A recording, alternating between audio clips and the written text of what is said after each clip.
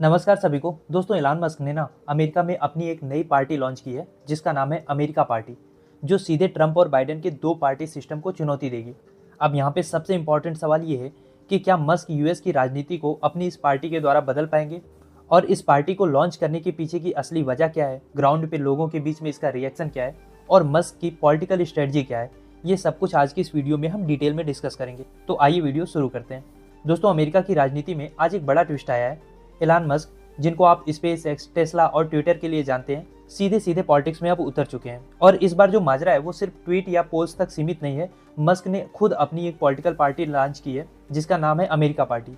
अब आप सोच के देखो ये कितनी बड़ी बात है, क्योंकि जो सिस्टम 150 साल से सिर्फ दो पार्टियों के बीच में घूम रहा था, या तो पावर में डेमोक्रेट्स आती थी या फिर रिपब्लिकन्स आते थे, अब वहाँ पे अचानक से एक नए खिलाड़ी की एंट्री हो चुकी है।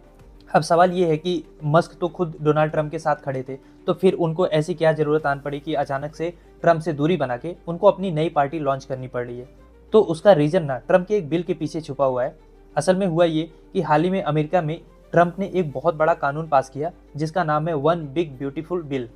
अब इस बिल के पास होते ही ट्रंप ने अपनी जीत का डंका बजाया। ट्रंप के हिसाब से ये जो बिल है वो अमेरिका की सारी प्रॉब्लम्स को सॉल्व कर देगा, लेकिन मस्क के हिसाब से ये बहुत बकवास बिल है, अमेरिका को और ज़्यादा डेट में डालेगा। तो इलान मस्क ने धमकी दी थी कि अगर ये बिल पास हुआ तो मैं खुद की अपनी एक पार्टी बना लूंगा, और हुआ भी यही। बिल पास हो गया और मस्क ने अपनी पार्टी बना ली। अगर हम इस वन बिग ब्यूटीफुल बिल की बात करें तो ये बिल सिर्फ टैक्स या इमिग्रेशन तक सीमित नहीं है। इसमें टेस्ला जैसी कंपनियों को जो मिलने वाली सब्सिडी है उस पर भी रोक लगी। ट्रंप का प्लान ये है कि जो इलेक्ट्रिक व्हीकल्स हैं और उस पर जो सरकारी मदद मिलती है उसको रोका जाए और सरकार का रेवेन्यू बचाया जाए। अब इसका सीधा असर टेस्ला पे पड़ेगा, यानी इलान मस्क के बिजनेस पे पड़ेगा। इसलिए मस्क ने ट्विटर पे पोल करवाया कि should I launch a new party.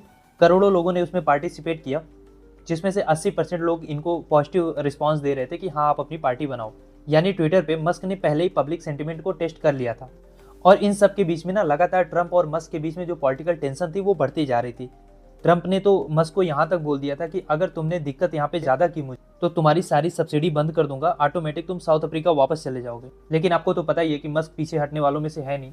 4 जुलाई को, यानी कि अमेरिकन इंडिपेंडेंस डे के दिन, इन्होंने अपनी नई पार्टी अमेरिका पार्टी को लॉन्च करने का ऐलान कर दिया है।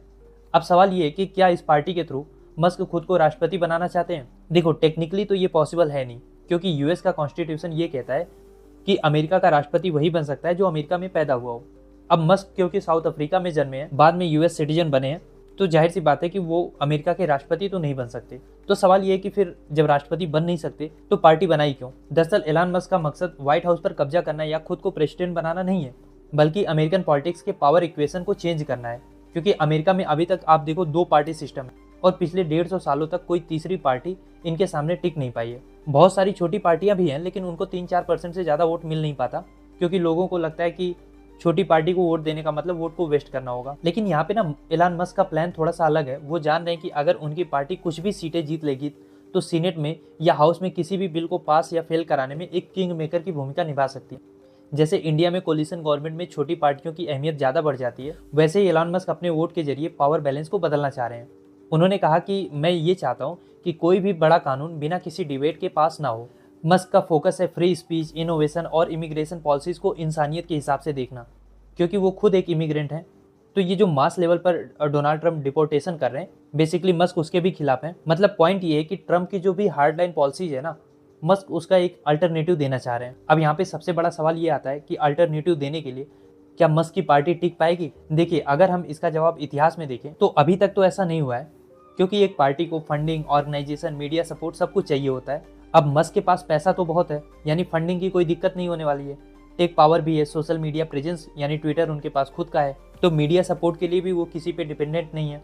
ऐसे में अगर वो अपने कैंडिडेट्स को उन स्टेट में उतारते हैं जहां पे लोग 2 पार्टी सिस्टम से नाराज हो चुके हैं, तो इक्वेशन बदल सकती है। अब मस्क के हिसाब से उनका विजन ये है कि वो अमेरिका की इकोनॉमी को लॉस से बचाना चाहते हैं, अमेरिका के डेट को कम करना चाहते हैं और गवर्नेंस में इफिशियंसी लाना चाहते हैं। ट्रंप की पॉलिसी से जहां यूएस इकोनॉमी में ट्रिलियंस ऑफ डॉलर्स का नुकसान हो सकता है, इलान मस्क उसमें खुद को एक सॉल्यूशन प्रोवाइडर के रूप में पेश करना चाहते हैं। अब यहाँ पे देखना ये होगा कि क्या जो ये अमेरिका पार्टी बन रही है ये यूएस की पॉलिटिक्स में कोई रियल इम्पैक्ट डाल भी पाती है, या बाकी छोटी पार्टियों की तरह सिर्फ फुटनोट बन के रह जाएगी। क्या इलान मस्क 2 पार्टी सिस्टम को तोड़ पाएंगे या फिर हिस्ट्री अपने आप को दोहराएगी, ये तो आने वाला वक्त बताएगा। पर मेरा सवाल आपसे ये है कि क्या अमेरिका की जनता जो सालों से सिर्फ दो ऑप्शन में बटी हुई है, या तो डेमोक्रेट या तो रिपब्लिकन, क्या ये थर्ड पार्टी को एक मौका देगी? क्या सोचते हैं आप इस बारे में? लिखिए अपनी राय कमेंट बॉक्स में।